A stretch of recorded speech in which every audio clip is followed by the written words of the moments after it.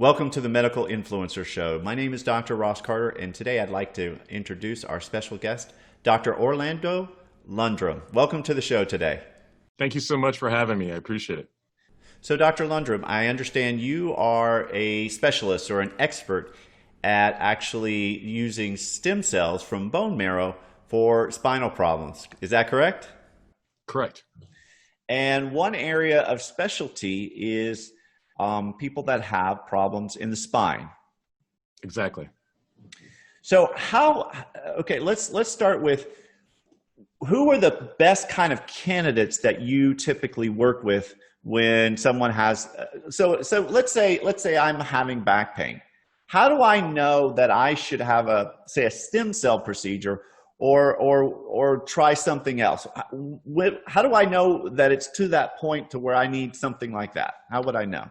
First of all, I think that's a phenomenal question because really that's where people are trying to divine when do you make a decision to say, you know what, how do I kind of turn this key and figure things out?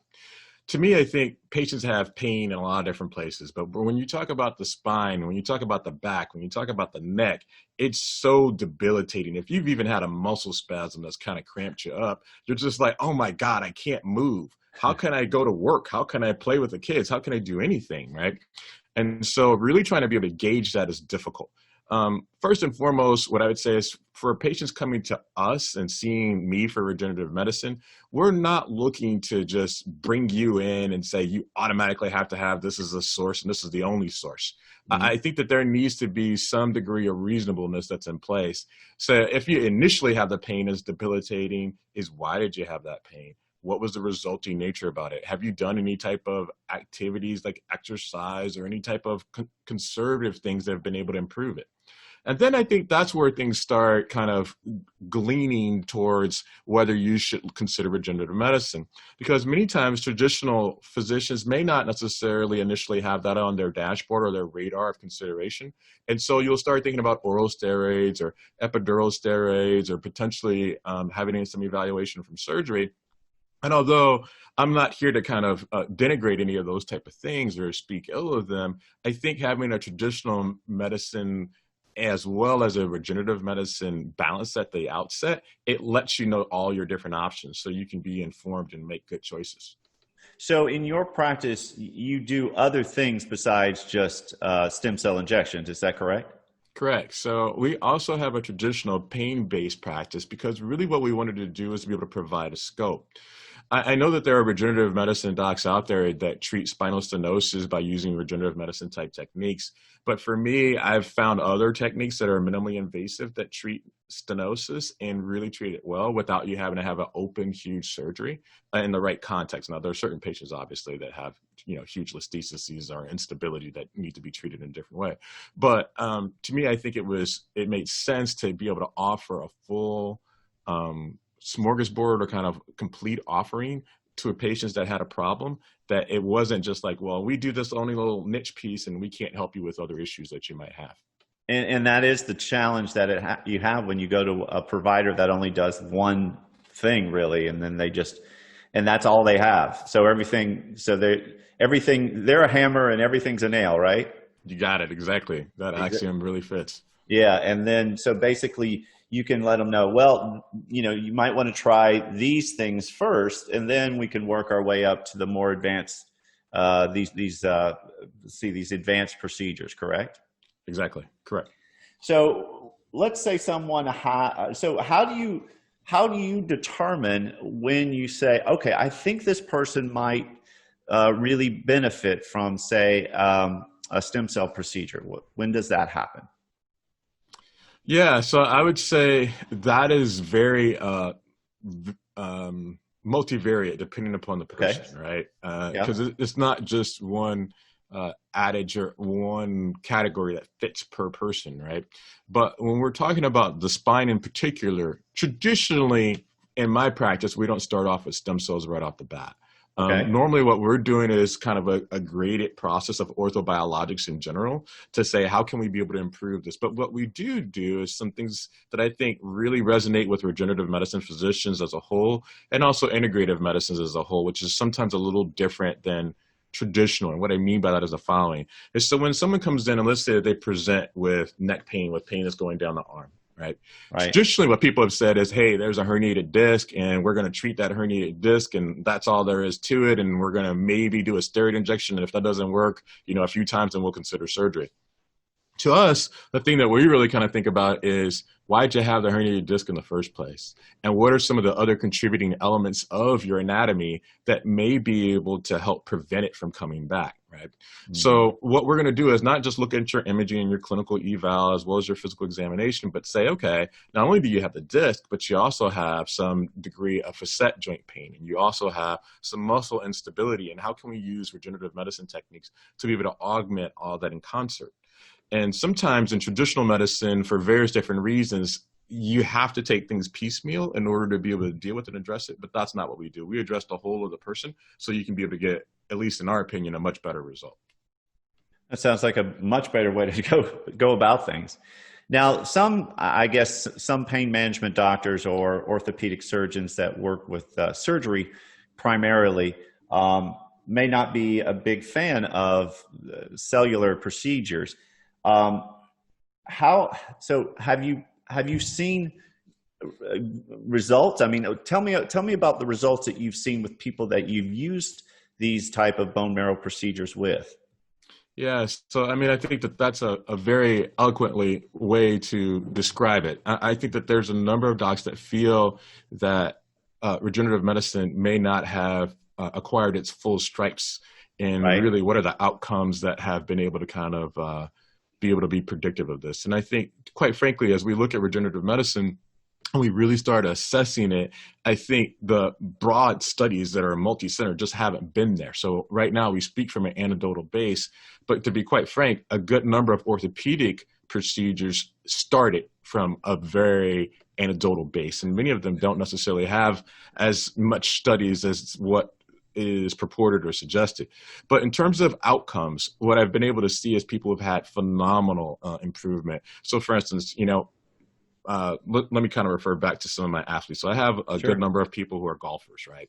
Okay. And golf, which is like just a mad passion, I think that people still can do right now, right? Within this current context. Yeah. It just is that repetitive motion over and over again for the facets. And for those people that don't understand facet, it's the joint that lets you have the mobility that's present in the spine. However, over that period of time of just repetitive going for that swing, hitting that backswing and coming in, and coming through and following through on the ball, you have that aching pain that's just nagging. And so then you start thinking to yourself, you know what? Do I want to play a full 18? Maybe I just play 9. Oh, you know what? I used to play 2 rounds, but I'm not going to do that now, man. That's okay. I was going to get some exercise, but I'll just get on the cart, right? And so you start finding these ways to kind of take things away from like where it was and what you could be able to do. And you go to a traditional doc and they say, you know what, we give you a steroid. Let's put you in physical therapy and see if it gets better. And then you're a little bit jaded because you're like, oh, I didn't necessarily get that much better. I just got to kind of tough it up, take some ibuprofen. I'll hang out with the boys and, go forward from there. But from a regenerative medicine standpoint, I've treated golfers and their backs have been better. And I don't want to talk about their games were so much improved, but they weren't bad. They weren't bad. So that they're now not just playing 18, but they're shooting 2 rounds of golf in a day, and doing much better than what they were before and not feeling like they're having to pay for it later. So I'd probably say that's one of the easy instances, but I've also seen patients that had problems where they couldn't be able to hold on to a cup or hold on to different items, and we're able to treat them and give them sustainable relief where they had improved function of their hand and didn't have to talk about having an anterior fusion in the neck. So basically you're using these procedures and as opposed to actually going and do a traditional just cut everything and start a surgical procedure, right?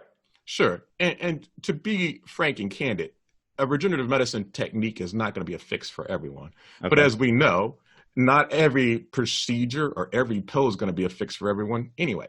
Right. What I would probably purport and say in kind of a pro-con element to those individuals who say, well, I'm not sure it's going to provide you value is, at the end of the day, what have you lost? You haven't made that incision where you've damaged the tissues and now you have adjacent level disease, meaning so now that you fixed one area, is that change in your biomechanics going to potentially impact another level above it or below it? And then you have this kind of steady progression in a way that you don't want it to progress. So from a regenerative medicine technique, it really is that proverbial adage of do no harm, so that you can be able to say, you know what? Yeah, I've gotten benefit and I may even be able to get more benefit from doing something else. And I haven't had that potential detraction of it didn't work and it made me worse. Right. And it wasn't permanent, like a Exactly. surgical procedure, right? Correct. So tell us about, okay, so for those who are not really familiar with how you get your stem cells, tell me a little bit about how that occurs. Sure. So I'm an anesthesiologist in my previous training. So one of the things that we do when we do our bone marrow harvest is that we provide sedation for our patients. I know some people do traditional local, but for us, I'm not a huge fan of going to the dentist and getting drilled into. Right. So when I think about getting drilled, for us doing bone marrow, I'm like, let's make you as comfortable as possible. And so that's really what we do for our patients. So for us, the way that we go about this is we have both x-ray as well as ultrasound on board at the same time. We find that element of the iliac crest. We give you some numbing medication in that area, but we also do kind of a blended anesthetic technique where we have some previous oral medication in addition to some IV that are able to kind of keep you calm. And I think, having talked to a number of patients, most of them, when they want to know about technique, they want to know, are you going to hurt me? Right. And at the end of the day, exactly. At the end of the day, I can tell you, we've been able to treat patients that were hugely nervous about and anxious about just a regular IV stick. And they're like, that bone marrow was really nothing. I didn't think it was going to be that big of a deal. I thought it was going to be a big deal, and it wasn't bad as some IV sticks that I've had. So for us, that's how we go about harvesting, but we use imaging to be able to figure it out, put local there so it's not that bad afterwards, and then we go into multiple different spots in order to be able to get cells that are going to be prudent and appropriate. How long does a procedure take to do? Depends on the person, but I'd probably say give or take maybe about half hour, if that. Oh, okay. So they're only knocked out for just a short period of time, right? Correct. Okay. So then you can, so after you've taken the bone marrow, do they experience any pain in that hip where they've taken it out of, or typically do they not notice anything afterwards?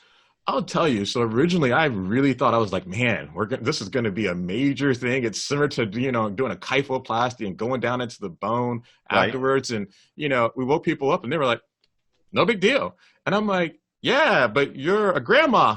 And she's like, yeah, I'm a grandma. And what? It's not bothering me anywhere near as bad as I thought it was going to be.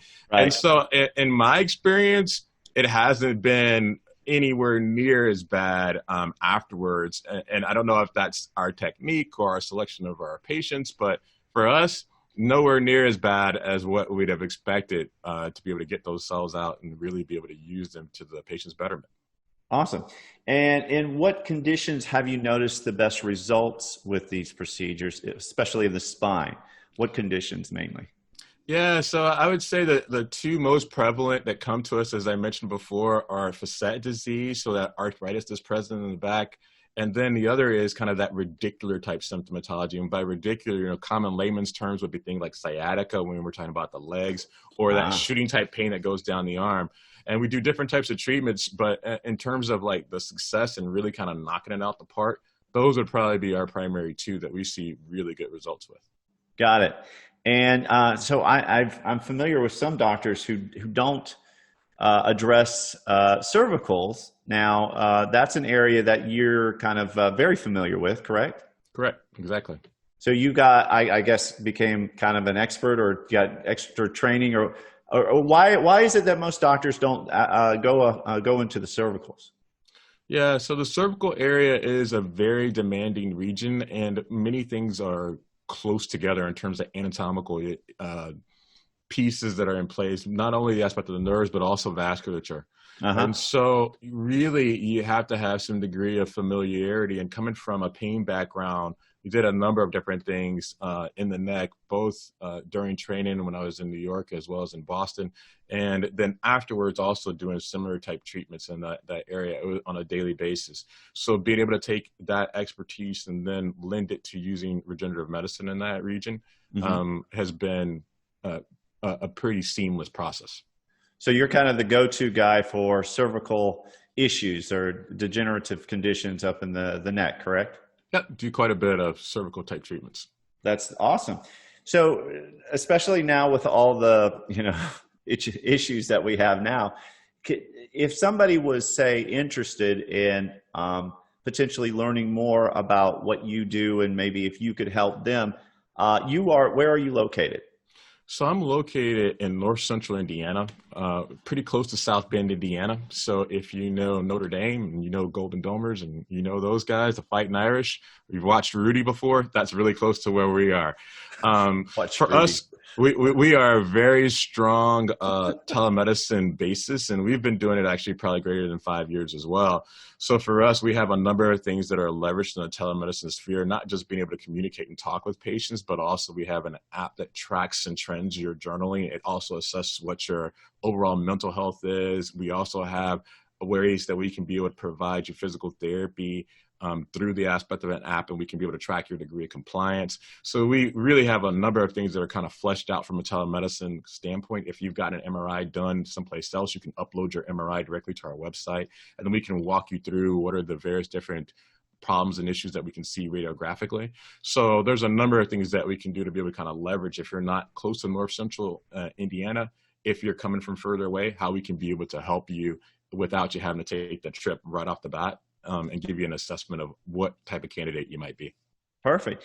And so if somebody could do all those things and let's say upload their MRI and you talk to them online, so ideally, could you basically have them come for just a flight there, have a procedure, and that would be it one day?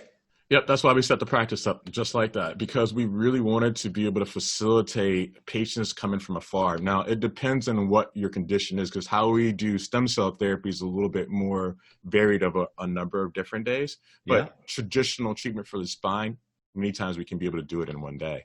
And so for some of our execs or people that really had high demanding type jobs or just people who just couldn't be away for a long period of time, that's what we wanted to do, is to be able to kind of precede it by doing as much in a telemedicine sphere and also having that follow-up be of a similar ilk. And as a matter of fact, we have a good number of patients that come from 2.5, sometimes 3 hours away at the very least. And I'd probably say that's maybe 60% of our patient population right now. Wow. That's amazing. So if somebody is interested in getting in touch with you, what's the best way to do that? How do they find you? Yeah, we got a couple of different ways, but our website is probably the easiest way, and it'll lead you to a whole sort of different avenues. So our website is cuttingedgepain.com. So cuttingedgepain.com. Yeah, exactly. And so if you go to that, you'll find everything that you could be able to kind of dive off into. If you want to go to social media and check out our YouTube, or if you want to join our newsletter so you can get some further information, all those type of things are all connected right there from that site. Beautiful. That's awesome. Well, thank you, Dr. Landrum. Is there anything that I missed? I didn't mention that you would like to? No, I think you've covered it in full extent. Thank you so much for even considering us for your show. Yeah. And hopefully we can be able to help people who are listening. I appreciate that so much. Thank you, Dr. Landrum. Thank you. Thank you for watching the show. If you'd like to be a guest or have questions or like to contact us, please go to drrosscarter.com. That's drrosscarter.com. And please like and share this episode.